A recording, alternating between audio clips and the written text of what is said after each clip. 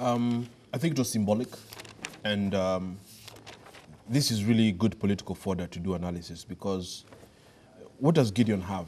Gideon has one or two things. It's really one thing that comes with the second. These are important in politics, but unfortunately that's all he has.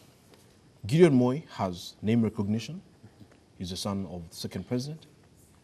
Gideon Moi, even though he won't tell you, I'll tell you, and I do my research very well. We're around this town, we do many things. Gideon Moi has a lot of money. He won't tell you that, but I'll tell you.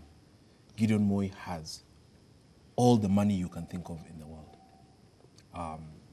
How is another question, but he's the last-born favorite son of the late president, and he has a lot of money. That's why you saw his Secretary General Salat say, we will host here at Kabarak, at the drop of a hat, for 40 days, people to look at our party. You must realize, Ayub, that the Moi family, for example, is able to do a burial. But what happened? Sometimes, you know, money goes where money is. The state took up all costs. And it was a military affair. It was a military affair, it was a state affair. The state took up all costs, conceivably including the hospital bill. So guess what? They didn't even spend that money.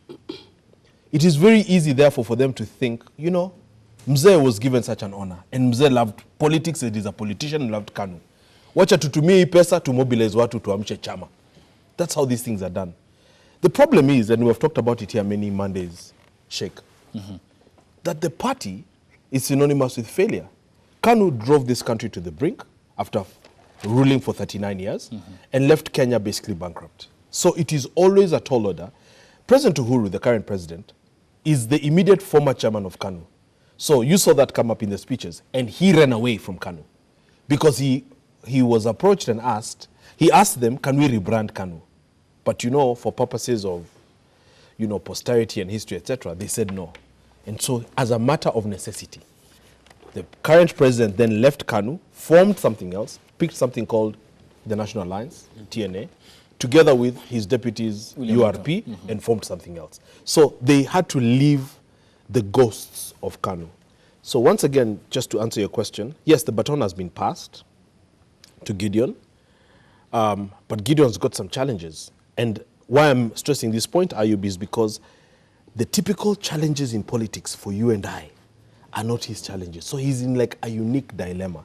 Because for me, I'd be an excellent politician and leader, but money is the challenge. Okay. And then for a while, name recognition, people are like, who's Benji? Who's Benji? So Gideon's got those, but he's got unsurmountable odds in the track record and the history of the Independence Party. Okay.